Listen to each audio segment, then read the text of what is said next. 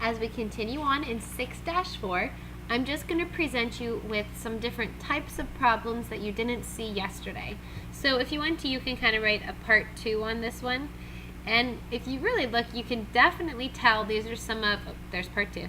You can definitely tell that these are some of my old notes because, well, they look a lot different, don't they? So kind of when I just started out my teaching career, but these problems are still very good and we still need to look at them for the keystones. So you're going to be presented in this packet tonight with wind problems, current problems, digit problems, and age problems. So what we're going to do is we're going to start with the chart for the wind. If you have a problem that involves wind and distance in rate and time, this is your chart. You set up, now this says R. You guys know this, R times T equals D. And you can read that in and stuff, but the rate is always R plus W if you're going with the wind. That makes sense, right? Because the wind will be pushing you. Time is always the time. If you know it, put it there. If you don't put it there. And distance is how far you go. Now the rate against the wind, that's really itty bitty, but that is what it says. The rate against the wind is always R minus W, and the reason it's minus is because if you're fighting the wind, you're going to do a minus W, okay? And I did say you might have to plug in R or W. It all depends on what the problem gives you. Now let's take a look at another chart that looks, well, really super similar, doesn't it, guys? This is the current chart. This would be like if you're in a river or a creek or, I don't know, something that has some type of current to it. It's incredibly similar to the chart above it, except we use R plus C and R minus C because C stands for current. So I just made a whole brand new chart for you on that, okay? Well, that first page didn't take too long. Let's go ahead and practice some problems, see how you do. Oh, first, I'm sorry, getting in my head of myself, I'm too excited. You need to understand something before we go anywhere. Would you agree with me, and I hope you agree with me, right? You agree with me that 56 is the same as 50 plus 6. In fact, when you were in elementary school, didn't they give you like those blocks of 10 and then like the little individual tiles that are 1? So they would give you 5 blocks of 10 and they would give you like 6 little 1 blocks. That's because 56 is made up of, well, 5 groups of 10 and 6 groups of 1. So that's kind of how I broke it apart. So let's just make sure you understand 56 is the same as 5 10s and 6 1s. That's good, right? Now, if I ever talk about a digit problem, now you're going to maybe get these confused when they're just general number questions, but if I ever talk specific about one single digit problem or a double digit problem, but a single number, you need to take this concept into consideration. I hope you understand that 5 times 10 is the same as 10 times 5. And I hope you understand that 1 times 6 is the same as 6 times 1, right? I promise I'm going somewhere with this. I also hope you understand that if I ever give you a double-digit number, all you would really have to do to break it down would be 10 times your tens digit. You agree with that? And then you would add 1 times your, what we call your units digit. Your units digit being, in this case, the 6. So far you agree, I hope, right? Again, I promise I'm going somewhere with this. So when you see a problem today that's talking about like a double digit number or something like that, you want to write 10 times T, which is like the units in the tens digit, plus 1 or just 1 times U or U. This is for digit problems. Okay? And I hope I broke that down good enough for you. And that could apply to any 2-digit number, because if you had 23, you would do 10 times 2 plus 3, and that would get your 23. It's just another way in algebra of writing something. You use this for phrases like, if you ever see the original number, and then the problem will go on to discuss, they're gonna manipulate that phrase, okay? Now let me ask you this. If this would be the original number, can any of you guess what the reverse of the original would be? Thinking about it? The reverse of the original number would be 10u plus t. Now, Mrs. L, what are you doing? Are you going crazy? No. If 23 was your original, you would do 10 times 2 plus 3, right? Well, what's the reverse of 23? 32, right? So when you would just do 10 times the units, which was 3 in my case, plus the tens of 2. We'll get there, okay? I promise. Let's keep practicing, though, and read about what kind of problem we have. Amy is 7 years older than Bob. Last year, she was twice as old as he was. That's very wordy. How old are both of them now? Well, if you don't mind, let's use A for Amy. Original, I know. And let's use B for Bob. Again, very original. Let's talk about the first sentence. I really want you guys to pause the video and try these. This is the struggling point for you, is making the equation. So I would love to know that you paused this video and you tried it. Amy is 7 years older than Bob. Try it. Amy is 7 years older than Bob.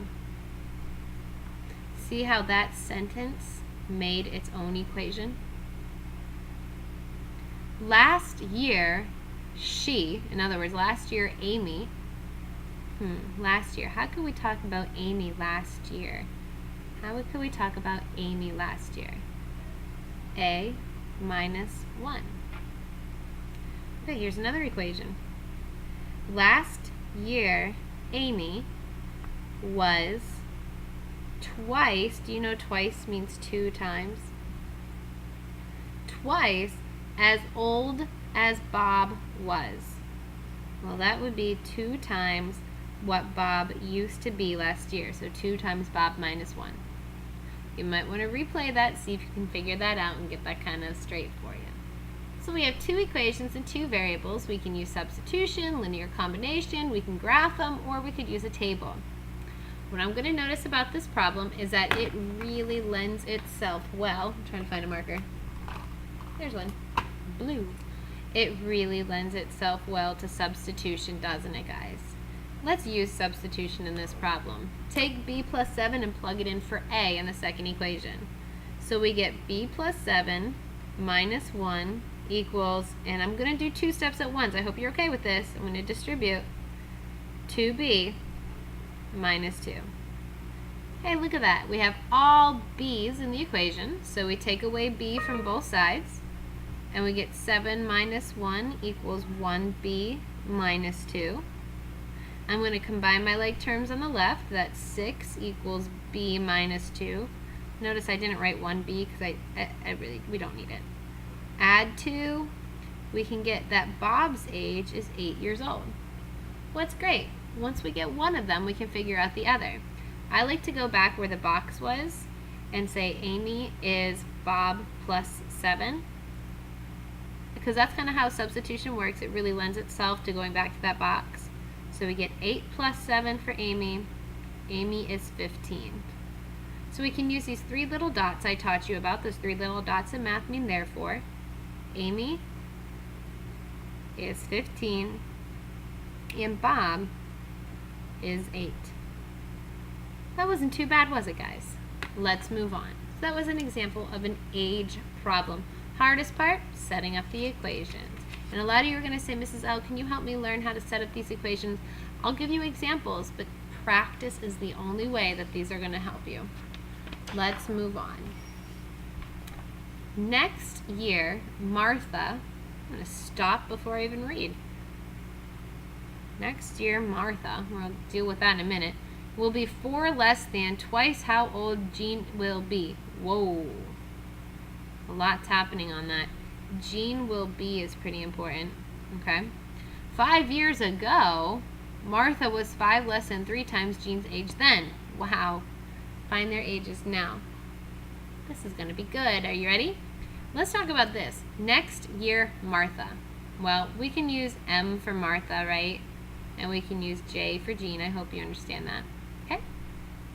Next year for Martha. So to get to Martha next year, we're going to have to add 1. And the problem says that she will be, so there's an equal sign. 4 less than means it goes in the back. I don't know if you remember that. It was all the way back in chapter 1 of Algebra 1. 4 less than twice, so that means 2 times, how old Jean will be. Well, Jean will be is J plus 1 because we're talking about Jean in the future. Okay, ready? Got my first equation. Yay! Pretty painful though, huh, guys? Let's do our second equation. 5 years ago, Martha was. How can we say Martha 5 years ago? Well, if M is Martha, to do 5 years ago, we do M minus 5.